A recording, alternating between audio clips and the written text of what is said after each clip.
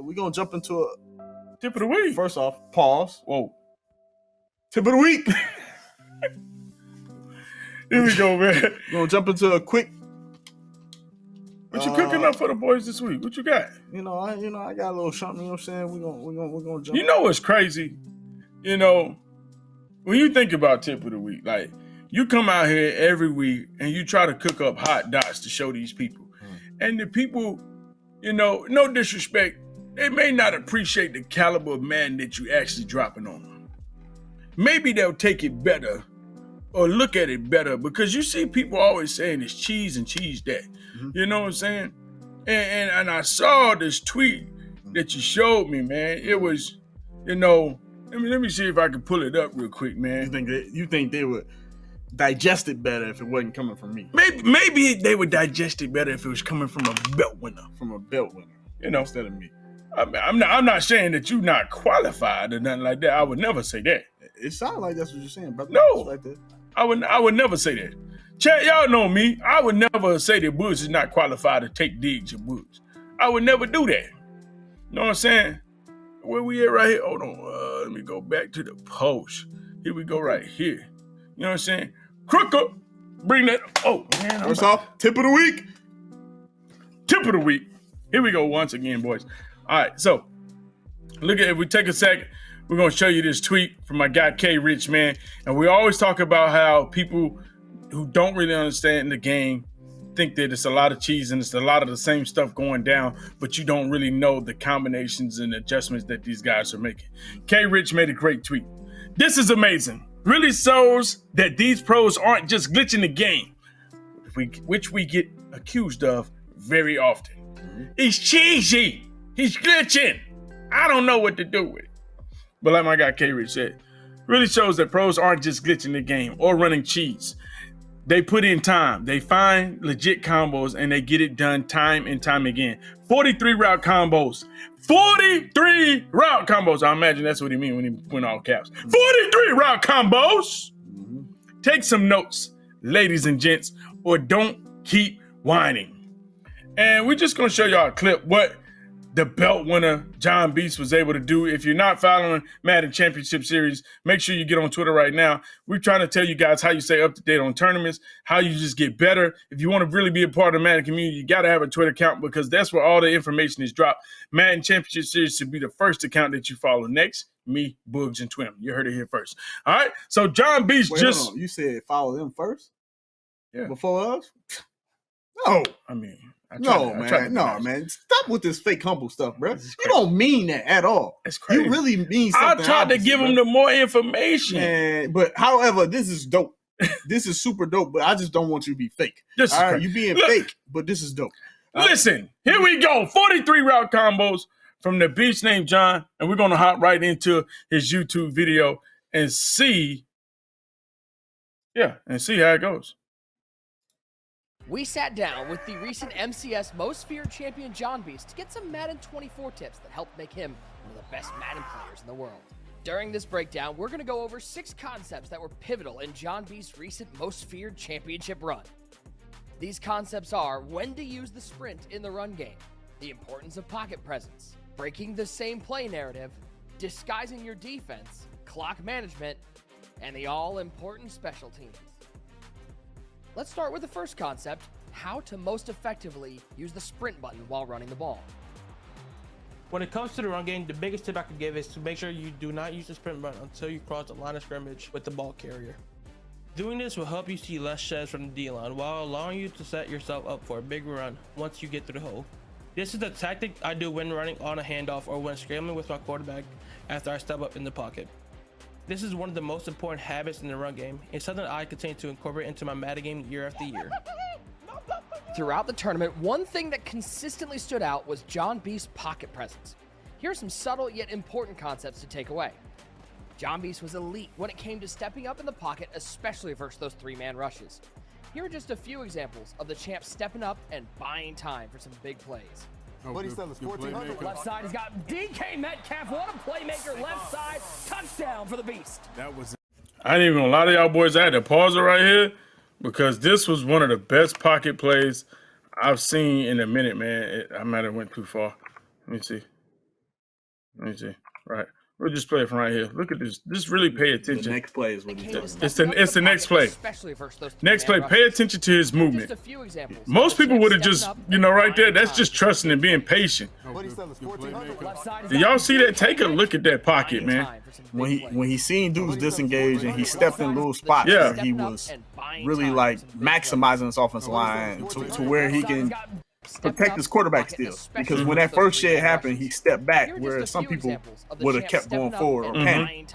He stepped back, which allowed his center to get back active, because a lot of times your center, because a lot of times we will complain about like what our offensive line, like, yo, he's just sitting there doing nothing, just being stupid. Well, sometimes it's subtle movements that you make in a pocket that'll impact that and cause that to happen, and that little subtle step back got his center back active. Yeah, the subtle movements, Boogs hit it right on the head, man.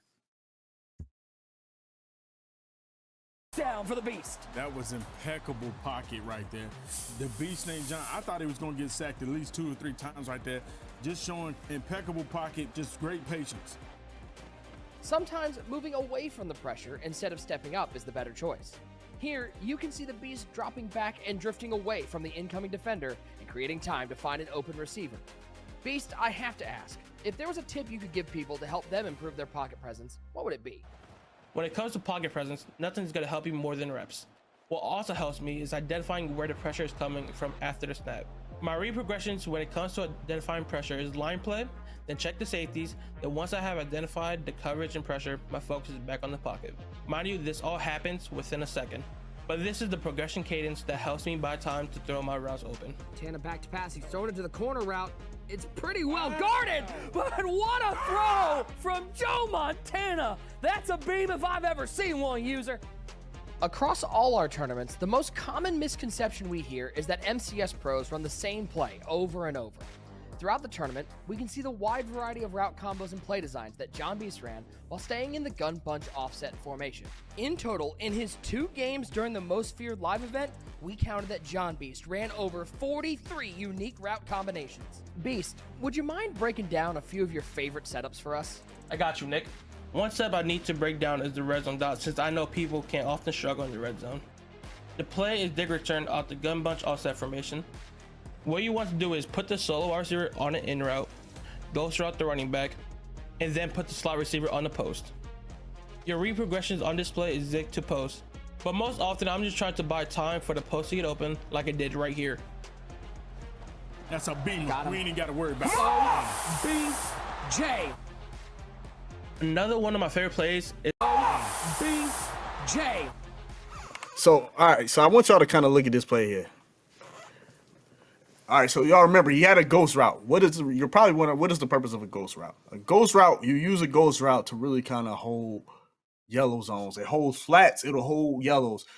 A lot of times certain routes are for pull routes or like to hold a zone and force responsibility. So that ghost route is going to force, if the safety's in any kind of hook curls or vert hooks or mid reads or stuff like that, what that ghost route is going to do is going to hold those zones. Anything that's on default or so if they don't have any zone drop set, so that means any default zone adjustments are going to match on to that ghost route. So you see his default safety, he had to be in a yellow zone or whatever. And what reason why he wants that is because he has that post going over the middle of the field and he needs that post to get open. And that's exactly what happened. It allowed for the post to get open because the hook curl came down to the ghost route, pulled down to the ghost route, and then boom, wide open. And this is the ghost route that Boogs is referring to and Beast is referring to. As you see, it's going to pull this guy and then that safety, and all he has to do is just make sure the user goes to the zig route, which he does, and then high ball it to the post, and that's going to be a touchdown. And so also what it wasn't explained, these routes are man-beating routes. Most of the time, this in route is going to beat man. So if he's running man, he's going to whip him. This whip route is a for sure guaranteed man cooker. And then this post route, it's usually guaranteed, but it's kind of 50-50. You need to watch it because man does play pretty good this year. The flat and the ghost route are decoy routes, whereas the other 3 routes, a lot of times when you send 5 receivers out, 2 routes are going to be decoy or pull routes, and then the rest of the routes are going to be the actual routes you're looking to throw to. So you get play right there. But most often I'm just trying to buy time for the post to get open like I did right here. That's a beamer. Got him. We ain't even got to worry about it. OBJ. Another one of my favorite plays is double post. What I like about this play is the tight end wheel route and the deep post on the bunch side. With just these two routes, there are multiple coverages that I can attack. The tight end wheel is perfect for quick throws to the flat and sometimes going deep.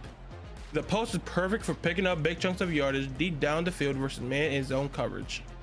Lastly, this route combo out of the play smash return is a great way to put the defensive user in a conflict.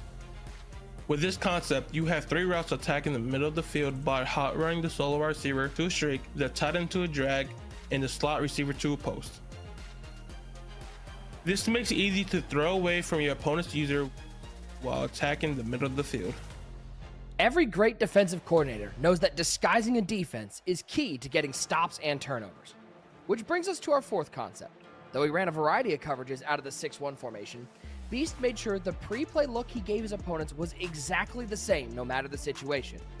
The look he used was a cover 2 shell, base align, with the D-line pinched, DBs backed off, and Beast using the middle linebacker.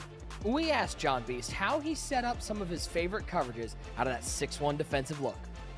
Now, the first coverage you are going to want to learn out of 6-1 or any defense for that matter is Mabel zone defense. Before you pick your play, go into coach adjustments and set your alignment to base align, flats to 30, and curl flats to 5. This is a defense I run often that is built to take away the sidelines and stop with a deep zone, a cloud flat, and a curl flat. Then it's on me to lock down the middle of the field with my user. Another thing I like to do is mix in some man zone hybrid defenses that I create out of the cover 2 shell. Once my opponent gets comfortable with my zone setup, I will man up one or both of the outside linebackers on a different receiver to mess up the timing of their routes. Sometimes you need to be able to mix in a blitz, which I did on this play, resulting in a big 4th down stop for me. In 6-1, when I want to get pressure, I send the outside rushers with the 4 down D lineman, then use the middle linebacker and adjust with my 4 DBs. A bonus tip for defense is to use fast, hard-hitting safeties at outside corners to help you not give up extra yardage in the flats. For this tournament, I had Derwin James and Isaiah Simmons for my outside corners. Aside from his strong X's and O's, John Beast also All right, boys. Yeah, make sure that, I mean, honestly, really we wanted to kind of give you a little preview of it. We didn't want to go through the whole video. You see, it's still about half the video left, or 4 minutes or so left. But really the whole point was we thought it was dope. One, that he's doing. One, the breakdown was amazing. Go check that video out, man. Go follow the MCS Twitter. Go also check out the MCS YouTube. You'll see this content, the rest of this content on the YouTube. I think it was super dope. But a lot of things really kind of stood out about that. And we really want to kind of touch on some of that, some of those tips. It was a lot of great value in everything that John Beast broke down, him and Nick broke down on this video here. Just the subtleties in high level Madden, being able to make everything look the same, being able to have 43 different route combinations within the same formation is really one of those things that make it harder for you to be stopped. Because if I got 43 and I get you adjusting for one of the 43 combinations and I'm giving you the same look, then now you in trouble.